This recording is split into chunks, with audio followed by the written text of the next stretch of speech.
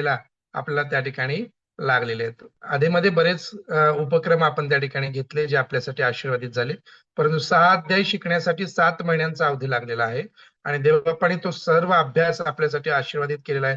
विशेषतः आम्हा तिघांना फार कृपा पुरवली की देवाच्या आत्म्याने त्या सगळं मनन घेण्यासाठी, त्याचा अभ्यास करण्यासाठी देवबाप्पाने त्याची बरीच रहस्य त्यामध्ये उघड केलेले आहेत. बऱ्याच प्रार्थना वैयक्तिक जीवनामध्ये आपल्याला त्या संदर्भाने करता आलेल्या आहेत आणि त्याबद्दल परमेश्वराची उपकासुती असो. प्रियांनो, यशयाचं पुस्तक आपण सुरू करणार आहोत आणि कोणाला ठाऊक आहे की यशयामध्ये किती अध्याय आहेत प्रियांनो?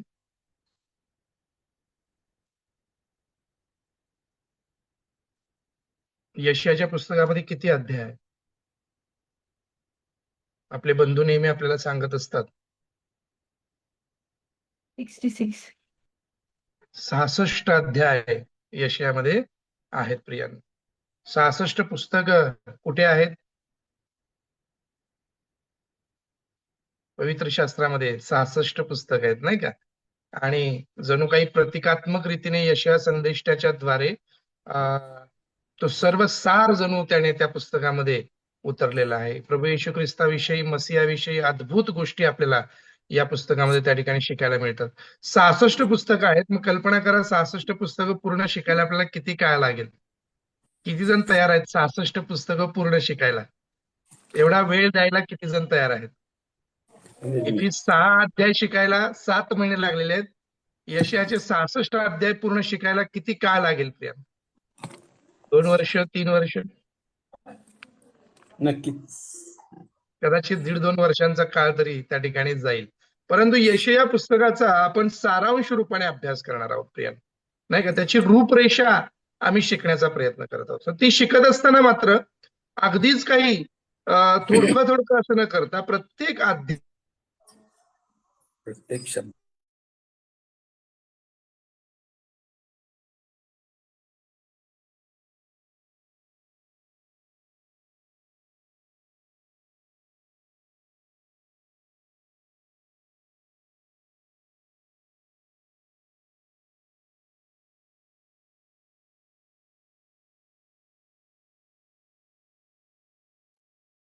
Praise the Lord. आपले बंधू सतीश यांचं नेटवर्कचा इश्यू.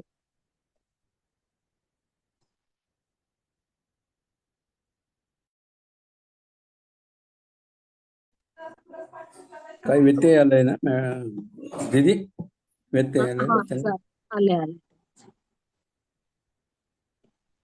आवाज येतोय ताई? हो, येस.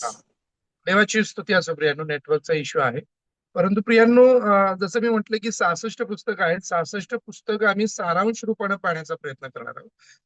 ते करत असताना प्रत्येक अध्यायाची रूपरेषा त्या ठिकाणी आम्ही शिकण्याचा प्रयत्न करणार आहोत. त्या अध्यायामध्ये परमेश्वराचं विशेष वचन काय आहे, त्या अध्यायाचं मर्म काय आहे, यशया संदेशाने लोकांना आणि त्याच संदर्भाने आपल्याला काय मार्गदर्शन केलेलं आहे, काय आव्हान केलेलं आहे, याचा देखील तुम्ही आणि मी त्या ठिकाणी अभ्यास करणार आहोत. आणि मला खात्री आहे की जितके दिवस हा अभ्यासक्रम चालणार आहे तितके दिवस देवाचा पवित्र आत्मा आपल्याला चालविल आणि त्याकरवी तो तुम्हाला आणि मला आध्यात्मिक रीतीने एक नवं संजीवन देईल, आध्यात्मिक रीतीने एक नवं सामर्थ्य आणि नवी उभारी देईल. प्रियांनो, आपण फार अ, अ, एकाग्र होऊन, एकचित्त होऊन प्रियांनो या मननामध्ये बसण्याचा प्रयत्न करूयात. आणि नवीन वर्षामध्ये विशेषतः हा उपक्रम असताना कदाचित या सारांश रूपाने हे सगळ्या अध्यायांचं मनन घेताना कदाचित 3 महिन्याचा किंवा 4 महिन्यांचा काळ जाईल. मे महिन्यापर्यंत कदाचित आपल्याला तो अभ्यास त्या ठिकाणी करायला लागणार आहे. परंतु स्वतःशी एक करार करूयात की या सगळ्या दिवसांमध्ये मी या प्रार्थनेमध्ये उपस्थित राहील.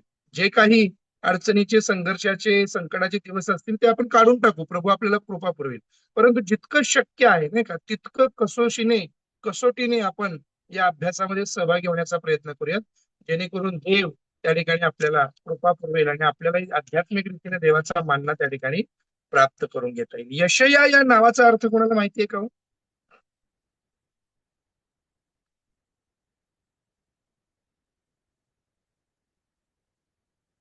यशया नावाचा अर्थ कोणाला माहितीये का? बहुतांश मंडळांमध्ये ख्रिस्त जन्माचा संदेश जो आहे तो याच पुस्तकातून कदाचित ते वचन घेतलं असेल. यशया 9 वचन 6, नाही का, त्यावर आधारित तो संदेश त्या ठिकाणी आम्ही ऐकला असेल. यशया या संदेशाच्या नावाचा अर्थ काय आहे? तर प्रियांनो, यशया या नावाचा अर्थ आहे प्रभू तारणारा आहे किंवा देव तारणारा आहे प्रियांनो. हालेलुया. लिहून ठेवूयात, नोट्स घेऊयात आपण, त्याच्या नोंदी करूयात किंवा पुस्तकाच्या तिथेच कोपऱ्याला पेन्सिलने लिहून ठेवा, प्रभू तारणारा आहे. तारणाऱ्या विषयी प्रचंड मोठी भविष्यवाणी, तंतोतंत फार मोठं प्रकटीकरण यशयाला त्या ठिकाणी झालेलं आहे. त्याचं नावच पहा, याच्या नावाचाच अर्थ आहे प्रभू किंवा देव तारणारा आहे. देव आमचं त्या ठिकाणी तारण करणार आहे, आमची सुटका करणार आहे, असं त्याचं नाव आहे प्रियांनो. यशया हा संदेष्टा जेव्हा त्याने सेवा केली ना प्रियांनो, तेव्हा तो यहुदामध्ये यरुशलेममध्ये सेवा करत असताना आम्ही पाहिलेलं की दाविदाचं जी गादी होती, दाविदाचं जे राज्य होतं, ते दाविदाचं राज्य 2 विभागांमध्ये त्या ठिकाणी विभागलेलं होतं. 10 वंश एकीकडे आणि 2 वंश एकीकडे. 10 वंश जे उत्तरेकडचे होते त्याला इस्रायल असं म्हटलेलं होतं, आणि जे उरलेले 2 वंश होते ज्याला यहुदाचं राज्य म्हटलेलं, जे दक्षिणेचं राज्य, त्या 2 विभागांमध्ये, 2 मुख्य राज्यांमध्ये ती इस्रायल त्या ठिकाणी विभागलेलं होतं. 12 वंश त्या ठिकाणी विभागलेले होते. आणि अतिशय कठीण काळामध्ये यशयानं त्या ठिकाणी परमेश्वराच्या वचनाची सेवा केलेली आहे. देवाचं पाचारण त्याला त्या काळामध्ये झालेलं आहे. उत्तरेकडचं राज्य कुठलं राज्य मी सांगितलं? इस्रायल. लिहून घ्या. उत्तरेकडचं राज्य 10 वंशाचं इस्रायल राज्य, आणि दक्षिणेकडचं राज्य यहुदाचं राज्य, ज्याची राजधानी यरुशलेम, जिथं मंदिर होतं, ते यहुदाचं राज्य प्रिया. हालेलुया. आणि यशया हा यरुशलेममध्ये त्या ठिकाणी सेवा करत होता. दोन्ही राज्यांना त्याने त्या ठिकाणी उपदेश केलेला आहे, हे आपल्याला पाहायला मिळतं. आणि मग यशयाविषयी थोडीशी आम्ही पार्श्वभूमी पाहिली तर यशया हा आमोजाचा पुत्र आहे असं म्हटलेलं आहे प्रियांनो. आता हा आमोज कोण होता त्याच्याविषयी काही फारशी माहिती आम्हाला पवित्र शास्त्रामध्ये आढळत नाहीये, परंतु पहिल्याच वचनामध्ये आम्हाला पाहायला मिळतं की आमोजाचा पुत्र यशया याला झालेला दृष्टांत असं त्या ठिकाणी म्हटलेलं आहे. तर तो आमोस, अभ्यासकांचं म्हणणं आहे की तो देखील एक संदेष्टाच होता. काही अभ्यासकांचं म्हणणं आहे की तो राजकीय वंशातून आलेला असा होता आणि एका यहुदाच्या राजाचा तो भाऊ होता असं म्हटलेलं आहे. आमोज जो यशयाचा बाप होता, तो यहुदाच्याच एका राजाचा भाऊ होता असं अभ्यासकांचं म्हणणं आहे. परंतु त्याविषयी पवित्र शास्त्रामध्ये मला आपल्याला काही फारसं वाचायला मिळत नाहीये. परंतु हा आमोज आणि त्याच्या पोटी जन्मलेला यशया हा त्या ठिकाणी फार मोठा संदेष्टा म्हणून त्या ठिकाणी नावारूपाला आलेला आहे. आपल्याला त्याचा अभ्यास करता येईल प्रिया. आणि मग थोडासा याचा कार्यकाळ जर आम्ही पाहिला तर यशया संदेष्टा जो आहे त्याचा कार्यकाळ पहिल्या वचनामध्ये आम्हाला वाचायला मिळतं की 4 राजे आहेत, त्या 4 राजांच्या काळामध्ये त्या ठिकाणी त्याचा कार्यकाळ राहिलेला आहे. 4 राजांचं नाव त्या ठिकाणी दिलेलं आहे, ज्याच्यामध्ये उज्जिया म्हटलेला आहे, त्याच्यानंतर योथाम म्हटलेला आहे, आहाज म्हटलेला आहे, आणि हिजकिया या राजाच्या कार्यकाळामध्ये यशयाने त्या ठिकाणी सेवा केलेली आहे. देवाचं राज्य त्या ठिकाणी वाढवलेलं आहे किंवा लोकांना देवाचा संदेश सांगण्याचं त्या ठिकाणी काम त्याने केलेलं आहे. आणि मग कार्यकाळ जर वर्षाच्या संदर्भाने पाहिला तर ख्रिस्तपूर्व 740 ते 700 या काळामध्ये जवळपास 40 वर्ष त्या ठिकाणी त्याने सेवा केलेली आम्हाला पाहायला मिळते. कधी? ख्रिस्ताच्या जन्माच्या पूर्वी 740 ते 700 या ठिकाणी त्याने त्याचा कार्यकाळ आहे हे आम्हाला पाहायला मिळतं. आणि मग हा यशया यरुशलेमेतच वाढला. तरुण असताना उज्जिया राजाच्या काळामध्ये तो राज्य करत असताना, जो उज्जिया राजा गादीवरती आला तो 16 वर्षांचा होता आणि तो यहुदाचा राजा होता, दाविदाच्याच वंशातला होता. त्याविषयी आपल्याला 2 इतिहास याच्या 26व्या अध्यायामध्ये, 27व्या अध्यायामध्ये आणि 28व्या अध्यायामध्ये, 2 इतिहास 26, 27 आणि 28 उद्या पवित्र शास्त्र अभ्यास प्रार्थनेमध्ये सहभागी होण्याआधी या अध्यायांचं वाचन जरूर करा. 2 इतिहास याचा 26वा अध्याय, 27वा अध्याय, 28वा अध्याय, 29वा अध्याय जरूर वाचा प्रियांनो. त्यामध्ये या 4ही राजांविषयी आम्हाला विस्तृतपणे अभ्यास करता येईल, ज्या राज्यांच्या कार्यकाळामध्ये यशयाने त्या ठिकाणी सेवा केलेली आहे. आज आपण थोडक्यात त्या राजांविषयी देखील पाहण्याचा प्रयत्न करणार आहोत. उज्जिया राजा जो म्हटलेला आहे प्रियांनो, ज्या उज्जिया राजा वयाच्या 16व्या वर्षी त्या ठिकाणी राजगादीवरती आलेला आहे आणि त्याने देवाच्या संदर्भाने काही चांगल्या गोष्टी त्या ठिकाणी करण्याचा प्रयत्न केलेला होता. आपल्या बापाच्याच मार्गाने तो देवाला अनुसरून चालणारा असा राजा होता आणि देवाच्या मार्गाने चालत असल्यामुळे देवाने त्याला आशीर्वादित केलं. तो महासमर्थ झाला असं त्याच्याविषयी पवित्र शास्त्रामध्ये लिहिलं आहे. जो उज्जिया राजा आहे तो महासमर्थ झाला, मोठा झाला आणि त्याची ख्याती ही मिस्रापर्यंत पोहोचली असं म्हटलंय. तो यहुदाचा राजा होता, 2 वंशांवरती छोट्या राज्याचा राजा होता. या राजाची तो देवाला भिवून राज्य करणारा होता म्हणून देवाने त्याची ख्याती मिस्रापर्यंत वाढवली असं त्याच्याविषयी म्हटलेलं आहे. या राजाच्या काळामध्ये यहुदामध्ये विशेषतः समृद्धी आलेली होती.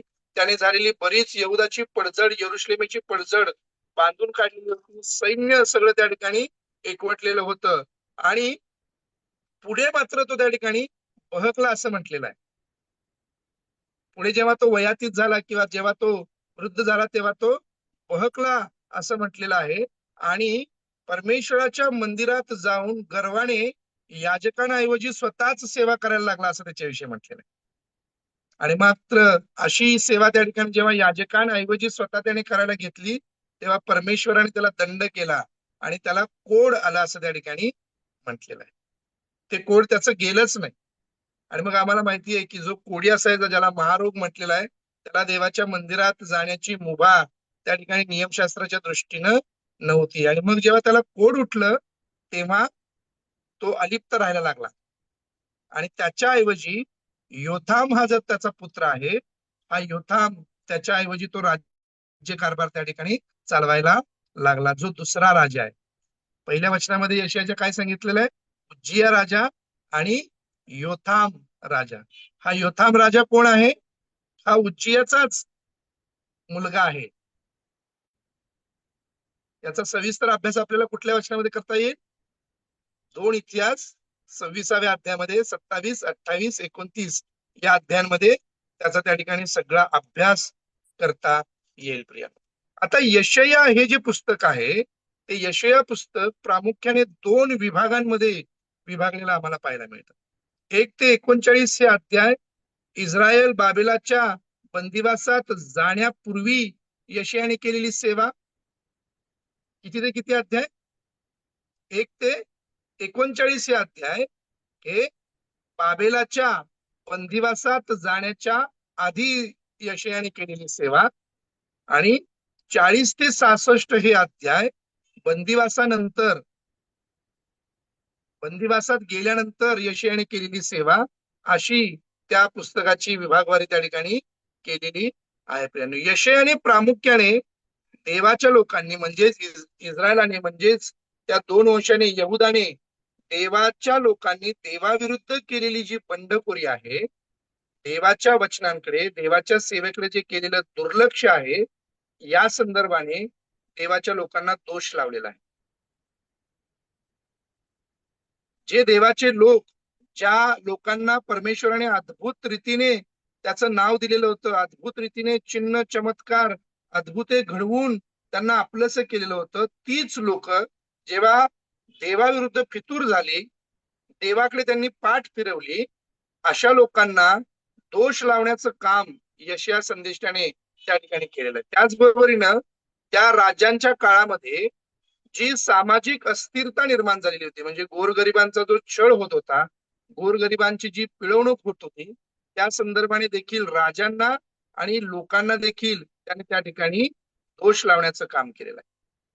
त्याचबरोबरीनं परमेश्वराचा न्याय त्या लोकांवरती कशा संदर्भाने ओढावणार आहे. जर बंडखोरी केली तर परमेश्वराचा न्याय देखील ओढवतो. आम्हाला माहिती नाही का, आपण अभ्यास केलेला त्याचा. देव शासन देखील करतो. आणि मग जर बंडखोरी केलेली आहे तर परमेश्वर किती भयंकर स्वरूपाचा न्याय त्या लोकांवरती आणणार आहे, या संदर्भाने देखील यशयाने त्या ठिकाणी त्या लोकांना सांगितलेलं. आणि मग त्यामध्ये प्रामुख्याने अश्शूरी राज्य आणि बाबेलाचं राज्य हे त्या ठिकाणी यावरती येईल, देवाच्या लोकांवरती येणार. ते कसं येणार, कधी येणार, याविषयी यशयाने त्या लोकांना त्या ठिकाणी पूर्वसूचना किंवा संदेश दिलेला आहे. आणि मग फक्त न्यायच नाही किंवा दोषच नाही, परंतु देवाच्या लोकांना त्याने एक आशेचा किरण देखील दाखवलेला आहे, एक आशेचा संदेश देखील दिलेला आहे. तो लोकांना सांगतो की देव तुमची सुटका करणार आहे. देव तुमची सगळी अभिवचनं पूर्ण करणार आहे. देव तुम्हाला मसीहा तारणारा त्या ठिकाणी येणार आहे. आणि मग ते आपल्याला प्रियांनो आपल्याला वाचायला मिळतं अनेक पुस्तकांमध्ये, अनेक अध्यायांमध्ये यशायाचा, की कशा पद्धतीनं ती भविष्यवाणी त्या ठिकाणी यशायाद्वारे केली गेलेली आहे. यशायामधला कुठला अध्याय तुम्हाला जास्त आवडतो? कधी कशावरती तुम्ही उपदेश ऐकलेला आहे? एखादा आवडीचा अध्याय आहे का तुमचा यशायामधला?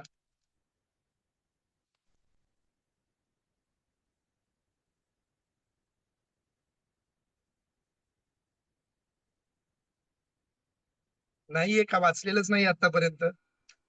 संदेशाला कदाचित एक अध्याय आवडतो, कदाचित तोंडपाठ आहे त्याचा अध्याय तो. हालेलुया. येस, सगळेच अध्याय आवडतात, पण 53. यशाया 53, 58 आणि 60.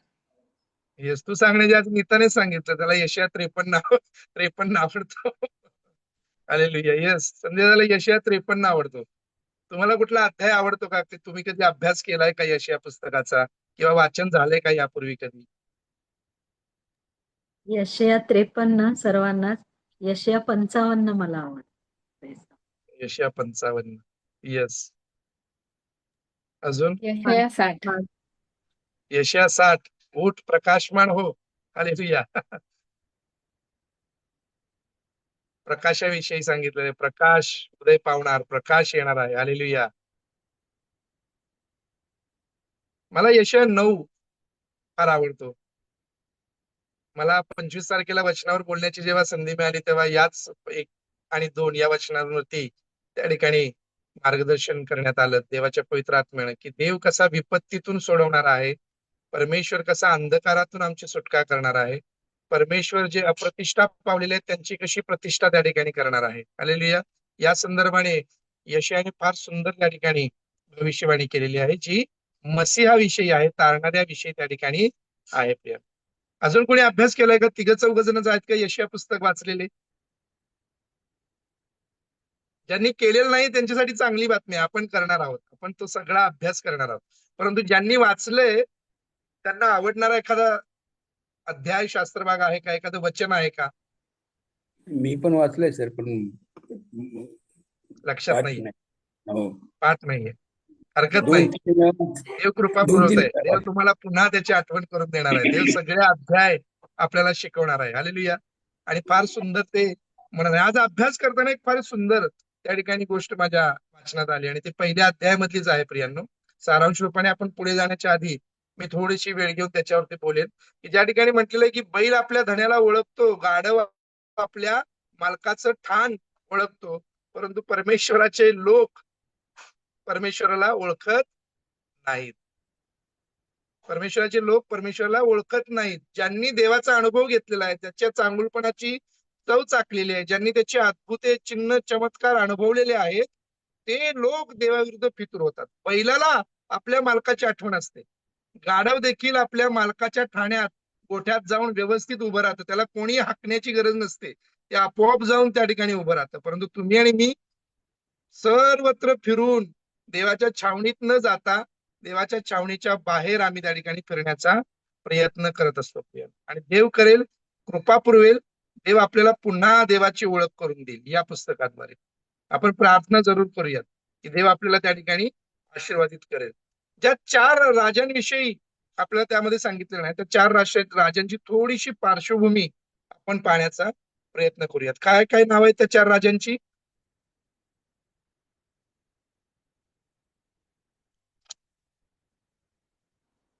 योथा, येस, 4 राजांची नावं सांगा. दादा तुझा आवाज नाही आला.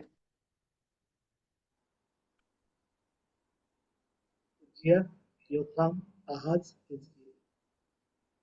येस, थँक्यू दादा. बाकीचे लोक आहेत, हजर आहेत, हाजरी घेऊयात का जरा आपण? बाकीचे लोक हजर उजिया, आहेत का? योथाम, आहाज व हिजकिया. येस, 4 राजे. बाकीचे लोक ज्यांनी व्हिडिओ बंद केलेला आहे, मला खात्री आहे माझा आवाज तुमच्यापर्यंत येत आहे आणि तुम्ही देखील प्रतिसाद देत आहात. प्रियांनो, ज्या 4 राजांविषयी आपल्याला सांगितलं त्याच्यातल्या पहिल्या राजाचा आपण अभ्यास केलेला आहे, जो उज्जिया म्हटलेलं आहे. आणि त्याच्यानंतर जो दुसरा राजा गादीवरती आलेला आहे, जो उज्जियाचाच पुत्र योथाम म्हटलेला आहे, त्या योथामाविषयी थोडस पाहण्याचा प्रयत्न करूयात की हा योथाम 25 वर्षाचा असताना त्या ठिकाणी राजगादीवरती आला. आपला वडील उज्जिया याला कोड आल्यानंतर तो अलिप्त राहायला लागला आणि अलिप्त राहिल्यानंतर मंदिराच्या संदर्भाने असलेल्या सगळ्या जबाबदाऱ्या या योथामावरती आलेल्या आहेत. आणि योथाम उज्जियाच्या मरणानंतर प्रियांनो त्या ठिकाणी गादीवरती आला आणि त्याने 16 वर्ष त्या ठिकाणी राज्य केलेलं आहे. त्याच्या आईचं नाव यरुषा आहे असं म्हटलेलं आहे. आणि प्रामुख्याने त्याने केलेल्या कार्यामध्ये एक उल्लेखनीय कार्य पवित्र शास्त्रामध्ये नोंदवलं गेलेलं आहे, ज्याला त्याने परमेश्वराच्या मंदिराचा वरचा दरवाजा बांधला असं म्हटलंय. प्रिया, तुम्ही 2 इतिहासाच्या 26व्या अध्यायामध्ये आणि 27व्या अध्यायामध्ये त्याचा अभ्यास करू शकाल. त्याने बरीच कामं केली, परंतु त्या कामांपैकी विशेष महत्वाचं काम ज्याचा उल्लेख पवित्र शास्त्रामध्ये आहे, ते काम असं म्हटलेलं आहे की त्याने परमेश्वराच्या मंदिराचा वरचा दरवाजा त्या ठिकाणी बांधलेला आहे. आणि मग प्रियांनो, आम्ही जसं पुढे जाऊ तसा अभ्यास करू. जेव्हा उज्जिया मरण पावला ना, आणि हा योथाम जेव्हा गादीवरती आला, उज्जिया मरण पावलेल्याच वर्षी यशायाला संदेष्टा म्हणून देवाने त्या ठिकाणी पाचारण केलेलं होतं. आणि एक फार अद्भुत दृष्टांत यशायाला पाहायला मिळाला होता. कोणाला माहितीये का की यशायाला काय दृष्टांत मिळाला होता?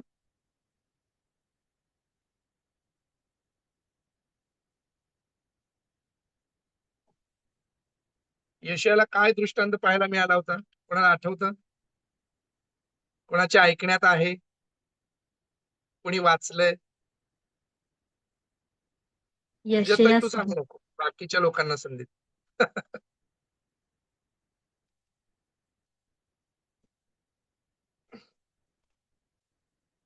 कोणाला माहितीये का?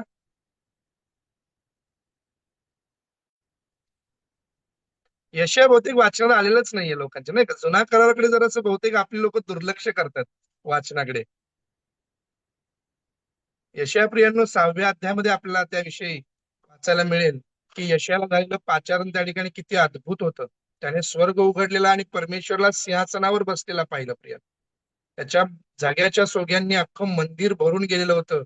पवित्र पवित्र पवित्र सेनाधीश परमेश्वर अशी वाणी त्याच्या कानावरती पडली. प्रिया, देवदूत त्या ठिकाणी त्याची सेवा करत असलेले त्याच्या दृष्टीस पडले. आणि त्या ठिकाणी यशयाला आपल्या पापांची जाणीव झाली. तो म्हणाला की मी पापी आहे, मी अमंगळ ओठांचा मनुष्य आहे. तेव्हा काय घडलं? आता आठवतं काय घडलं?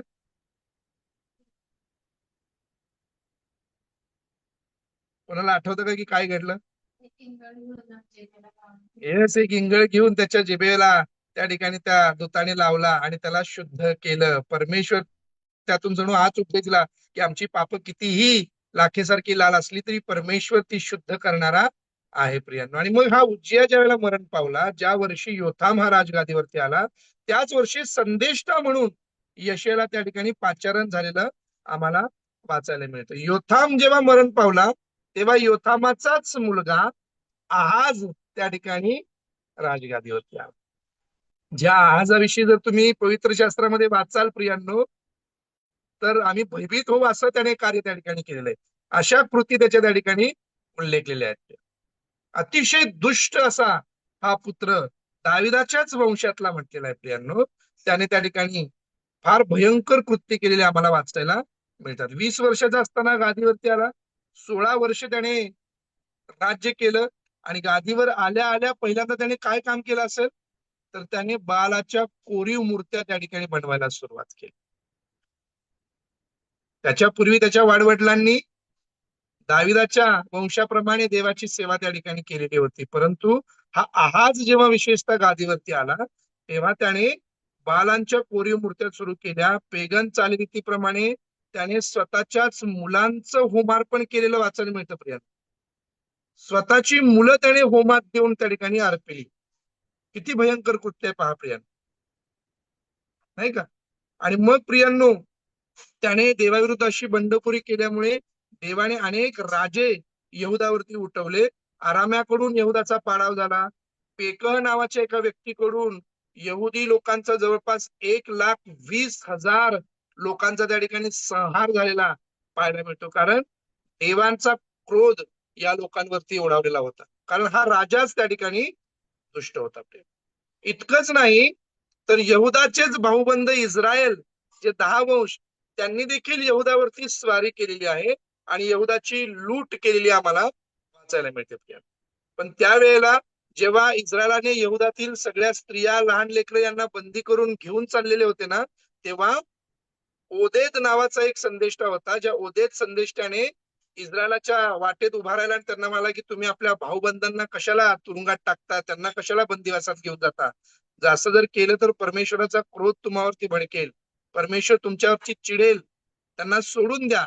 आणि इस्रायल लोकांनी ते ऐकलं आणि त्या यहुदी राज्यातल्या लोकांना, स्त्रियांना, लेकरांना त्या ठिकाणी जेऊ खाऊ घालून, वस्त्र नेसवून त्या ठिकाणी पुन्हा त्या ठिकाणी सोडलेला आहे. प्रिया, इतका दुष्ट असा था आहाज नावाचा राजा होता. आणि मग आहाजाची कारकीर्द जेव्हा संपली तेव्हा मात्र एक नीतिमान राजा गादीवरती आला, जो चौथा राजा, ज्याचा उल्लेख आपल्याला पहिल्या वचनामध्ये वाचायला मिळतो, ज्याचं नाव हिजकिया असा आहे. हिजकिया विषयी किती लोकांना माहिती आहे?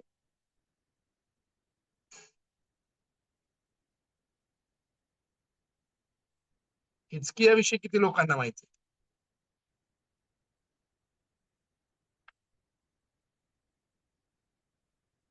आहे? माहिती नाहीये? माहिती त्याला देवाने दंड दिला होता ना, म्हणजे त्याचं मरण होईल, पण त्याने पश्चाताप केला आणि त्याचं आयुष्य 15 वर्षांनी वाढलं. येस, परमेश्वराकडून कृपा पावलेला, वयोवृद्धी मिळालेला असा देवाचा सेवक होता, राजा होता. प्रियानो, हा हिजकिया हा प्रियानो नीतिमान राजा असं म्हटलेलं आहे. 25 वर्षाचा असताना गादीवरती आला, 30 वर्ष राज्य केलं. ज्या तिसऱ्या राजाने आहाजाने प्रियानो ज्या बालाच्या मूर्त्या केलेल्या होत्या, पहिलं काम हिजकियाने केलं, त्या सगळ्या मूर्त्या त्या ठिकाणी फोडून टाकल्या. त्याने जी जी वेद्या बांधलेल्या होत्या, त्या वेद्या, त्या मूर्त्या, त्या सगळ्या हिजकियाने त्या ठिकाणी फोडून टाकल्या. आणि एक फार चांगलं काम केलं. ज्या आहाजाने देवाचं मंदिर बंद केलेलं होतं, ते मंदिर उघडलं आणि ते पूर्वव्रत सुरू त्या ठिकाणी केलेलं. त्या मंदिरातली सगळी व्यवस्था त्याने पुन्हा लावून दिलेली आहे. वलांडन सण जो पाळायला सांगितलेलं होतं देवाने, तो पाळणं लोकांनी बंद केलेलं होतं, तो हिजकिया राजाने पुन्हा लोकांना त्या ठिकाणी पाळायला शिकवलं किंवा लावलं. प्रिय, त्यानंतर याच राजाने याजक व लेवी यांच्या उदरनिर्वाहाची तरतूद देखील केलेली आम्हाला वाचायला मिळते. आशेरी राजा सन्हेरीब हा त्याच्यावरती चाल करून आलेला असताना परमेश्वराने अद्भुत रीतीने सोडवलंय. प्रिय, तुम्ही त्या अध्यायामध्ये 29व्या अध्यायामध्ये 28व्या अध्यायामध्ये वाचा. त्यामध्ये परमेश्वराचा दूत आला. जेव्हा हिजकिया आणि यशया संदेशात दोघं मिळून प्रार्थना करत होते, तेव्हा परमेश्वराचा दूत आला. त्याने अश्शूराच्या राजाचे सैन्य त्यांचा संहार केला आणि त्या ठिकाणी हिजकियाची सुटका केलेली आम्हाला पाहायला मिळते. नीताने आता जसं सांगितलं, जेव्हा तो मरणार आहे असं यशया संदेशाने त्याला सांगितलं होतं, तेव्हा त्याने पश्चाताप केला. देवाला म्हणाला की देवा, मी तुझ्या समोर सरळ मार्गाने तुला भिवून चालणार आहे, नाही का? आणि त्याने पश्चाताप केल्यानंतर देवाला अनुताप झाला आणि देवाने त्याची 15 वर्ष वयोवृद्धी केलेली आम्हाला वाचायला मिळते. आणि त्याची खून त्याला काय मिळाली होती? सूर्याची छाया मागे सरकली. 10 अंश सूर्याची छाया त्या ठिकाणी मागे सरकली असं आम्हाला वाचायला मिळतं. हे सगळे चारही राजे प्रियांनो हे दाविदाच्या वंशातलेच होते, ज्यापैकी आहाज जो होता तो अत्यंत क्रूर, दुष्ट, दुष्टाईने भरलेला होता आणि त्याने देवाच्या विरोधात त्या ठिकाणी काम केलेलं आहे, मूर्तीपूजा केलेली आहे. त्याचा दंड देखील त्याला प्राप्त झाला आणि त्याच्याच पोटी, त्याच्याच वंशावळीमध्ये आलेला हिजकिया राजा मात्र नीतिमान असा गणला गेला असं म्हटलेलं आहे. प्रिय, यशयाने जेव्हा सेवा केली त्याच काळामध्ये यशयाच्याच बरोबरीने अजून काही संदेष्टे देवाची सेवा करत होते असं म्हटलेलं आहे. अभ्यासकांचं म्हणणं आहे की त्याच बरोबरीने आमोस, होशे, मिखा आणि योना हे 4 संदेष्टे त्याच कार्यकाळामध्ये वेगवेगळ्या ठिकाणी देवाची सेवा त्या ठिकाणी करत होते. प्रिया, आमोसाविषयी आपल्याला अख्खं पुस्तक आम्ही त्याचा अभ्यास केलेला नाही का, कशा पद्धतीनं आमोसाने देवाची सेवा त्या ठिकाणी केलेली आहे. आणि मग त्यानंतर होशे, त्याचा देखील आम्ही अभ्यास केलेला आहे की बैरीचा पुत्र होशे याला देवाने काय सांगितलेलं होतं. होशे विषयी कोणाला माहिती आहे का? कोणी होतं का होशेचा अभ्यास करताना? मला वाटतं बंधू संदेश आणि नीता आणि सविता का सोडली तर या प्रार्थनेतील कदाचित कोणी असावं. आम्ही तिघांव्यतिरिक्त कोणी नव्हतं. जे होते ते गेले निघून. ते काही परतले नाहीत. परंतु सविता अक्का, मी, नीता आणि संजय दादा त्यावेळेस त्या प्रार्थनेमध्ये त्याच कालखंडामध्ये मला वाटतं संजय दादा प्रार्थनेत सहभागी झाला होता. आणि तेव्हा त्याच्यानंतर आजपर्यंत गेली 4-5 वर्ष तो आहे. परंतु फार अद्भुत रीतीने या संदेशातल्या छोट्या छोट्या पुस्तकांचा अभ्यास त्या ठिकाणी आपल्याला करता आलेला होता. प्रिय होशियाला प्रियांनो, देवाने सांगितलं होतं की जा आणि एक जारणी आपली पत्नी करून घे, आणि मग त्याने दिबलायमाची कन्या गोमर हिच्याशी लग्न केलेला आहे. प्रियांनो, आम्हाला वाचायला मिळतं. होशेचं पुस्तक जरूर वाचा. आणि मग तिला इस्रायल नावाचा पुत्र झाला. आणि त्यानंतर लो रुहामा अशी जी एक म्हण पडलेली आहे, दया न पावलेली, आणि लो आम्ही माझे लोक नव्हेत, अशी जी देवाने त्यांना सांगितलेलं आहे, त्याविषयी आपल्याला होशेच्याच पुस्तकामध्ये वाचायला मिळतं. मिखा विषयी त्या ठिकाणी म्हटलेलं आहे, मिखा मोरिष्टी तो यशयासारखाच संदेष्टा होता. आणि अगदी यशयाला तंतोतंतच असा संदेश मिखाने देखील दिलेला आहे. न्याय आणि आशा या संदर्भानेच किंवा यशयातलेच बरेचशा वचनांचा संदर्भ आपल्याला मिखामध्ये देखील पाहायला मिळतो. आणि चौथा संदेश म्हटलेला योना. आता योनाविषयी तर मात्र तुम्हाला सगळ्यांना माहिती असेल. योनाला कोणाकडे पाठवलेलं होतं, त्याने काय केलं, त्याविषयी सांगण्याची आवश्यकता आहे का?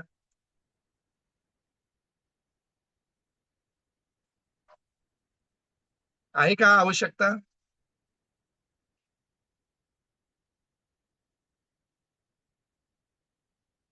नाही. नाही. योनाविषयी माहिती आहे आम्हाला की योना त्या ठिकाणी अमित्तयाचा पुत्र योना याला निनवेकडे पाठवण्यात आलेलं होतं. परंतु त्याने काय केलं, तार्शिशात जाणारं जहाज पकडलं, जाऊन झोपला, वादळ आलं, चिठ्ठ्या टाकल्या गेल्या, त्याची चिठ्ठी निघली, समुद्रात टाकला, माशाने गेलं, माशाने 3 दिवस पोटात ठेवलं, समुद्राकिनारी ओकून टाकलं, पुन्हा पाचारण केलं, निनवेला पाठवलं, निनवेमध्ये पश्चातापाचा संदेश दिला, निनवेकरांनी पश्चाताप केला, आणि तो त्या ठिकाणी चिडला, क्रोध आला त्याला. आणि मग परमेश्वराने तुंबीचा वेल त्या ठिकाणी उगवून कसं त्याच्याशी संभाषण केलं त्या ठिकाणी वाचायला मिळतं. प्रियांनो, या योना नावाचा अर्थ प्रियांनो सौम्यता आणि शांती असा आहे प्रियांनो. परंतु हा योना त्याच्या नावाच्या विपरीतच त्या ठिकाणी होता, चिडणारा, क्रोध करणारा असा हा योना होता. प्रिया यशया या पुस्तकाची अशा पद्धतीने पार्श्वभूमी पाहण्याचा प्रयत्न केला की कोण कोण राजे होते. 4 राजे ज्यांचं नाव वाचलं, उज्जिया, योथाम, आहाज आणि हिजकिया. या 4 राजांच्या राज्यकाळामध्ये यशया संदेशाने जवळपास 40 वर्ष देवाची सेवा त्या ठिकाणी केलेली आहे. उज्जिया राजा जेव्हा मरण पावला त्याच वर्षी यशयाला त्या ठिकाणी पाचारण झालेलं आहे. यशया पुस्तक हे 2 विभागांमध्ये मुख्यतः विभागलेलं आहे. बाबेलात बंदिवासात जाण्याच्या आधी 1 ते 39 हे अध्याय आणि 40 ते 66 हे अध्याय बाबेलाच्या बंदिवासात गेल्या नंतर. त्याच्याच कार्यकाळामध्ये बाकीचे 4 संदेश होऊन गेलेले आहेत. आमोस, होशे, मिखा आणि योना या संदेशांनी त्या ठिकाणी काम केलेलं आहे. यशयाने प्रामुख्याने प्रियांनो देवाच्या लोकांवरती बंडखोरीमुळे उडवणारा देवाचा न्याय, त्यामध्ये प्रामुख्याने आशुरी आणि बाबेल याचा बंदिवास, आणि त्यानंतर परमेश्वराची गौरवी आशा, अभिवचनांची पूर्तती आणि मसीहाचं येणं याविषयीच्या मुख्य भविष्यवाण्या त्या पुस्तकामध्ये आम्हाला वाचायला मिळतात. एकूण 66 पुस्तके आहेत.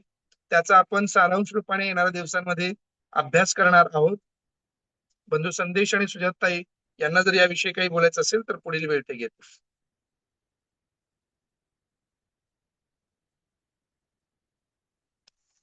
हालेलुया, देवाच्या नावाला धन्यवाद असो. खरोखर फार सुंदर आपण यशयाची पार्श्वभूमी शिकलेलो आहोत. आणि प्रत्येकाला हीच विनंती करेन की प्रयत्न करा की आता जसं आपण शिकत आहोत आपण सवय लावूया की जसं आज आपण त्याचं इंट्रोडक्शन, पार्श्वभूमी शिकलेलो आहोत. आणि जसं आपल्या बंधूंनी सांगितलं, दुसरे इतिहास याचे 26 ते 29 पर्यंत आपण सर्वजण स्वतःलाच हा होमवर्क देऊया की उद्या हे 4ही अध्याय वाचून बसूया. आणि त्याबरोबर ऍटलिस्ट यशयाचा पहिला अध्याय आपण वाचून बसूया आणि त्या उत्साहाने जॉईन करूया. प्रियानो, फार सुंदर आहे, फार अद्भुत आहे. देवाचा आत्मा आपणाला चालवणार.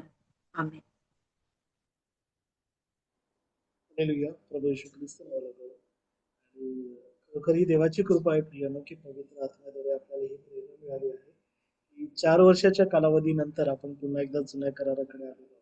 कारण आपण नवा करार मत्तई करू शुभवर्तमान 25 नोव्हेंबर 2021 या दिवशी सुरू केले.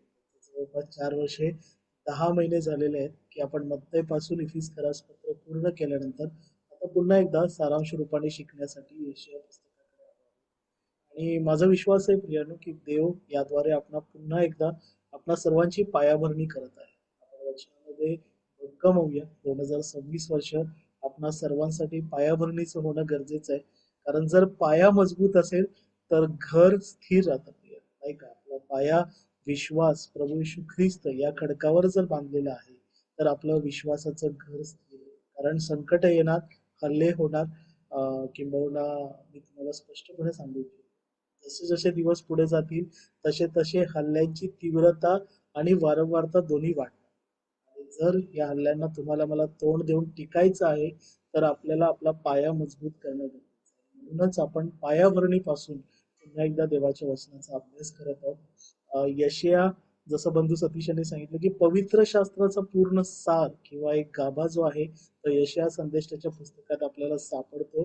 म्हणूनच आपण यशयाचा सारांश रूपाने अभ्यास करत आहोत. एकही दिवस आपण कोणीही चुकवू नये. आपण सगळेजण पवित्र शास्त्र, वही, पेन घेऊन वचनाचा अभ्यास करूया. आणि मी सगळ्यांना विनंती करेल, एकमेकांना प्रोत्साहन सुद्धा देऊया. आता उद्या 31 डिसेंबर आहे. आपण प्रार्थनेला सुट्टी देणार आहोत कारण अनेक मंडळांमध्ये 31 डिसेंबरला संध्याकाळी सुट्टी असते. परंतु मी सर्वांना आवाहन करेल की 1 जानेवारी पासून आपण सगळेजण नियमित बसूया आणि आपल्या इतरांना सुद्धा सांगूया. आपल्या कुटुंबामध्ये, आपल्या मंडळीमध्ये, आपल्या आजूबाजूला आपल्या जे कोणी असेल सर्वांना प्रार्थनेमध्ये बसण्यासाठी प्रोत्साहन देऊया. त्यांना सुद्धा आपण आमंत्रण देऊया आणि आपण सुद्धा देवाच्या वचनात थांबूया. आपण सर्वजण मिळून प्रभूने शिकवलेली प्रार्थना म्हणूया.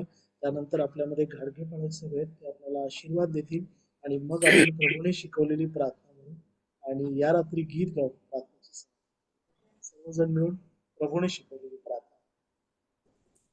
हे आमच्या स्वर्गातील पित्या, जे निवांत जे राज्य, जसे स्वर्गात जय इच्छेप्रमाणे आमची रोजची भाकर आणि जसे आम्ही आमच्या तशी तू आमची ऋणी आम्हास आणि आम्हास वाईट कारण की राज, सामर्थ्य आणि गौरव ही सर्व का तुझीच आहे. आमेन आमेन. या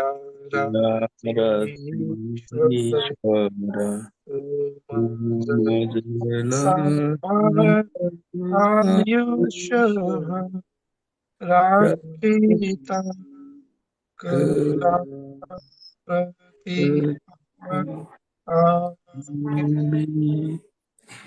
Hallelujah, praise Lord, good night. Praise the Lord. Hallelujah, praise the Lord.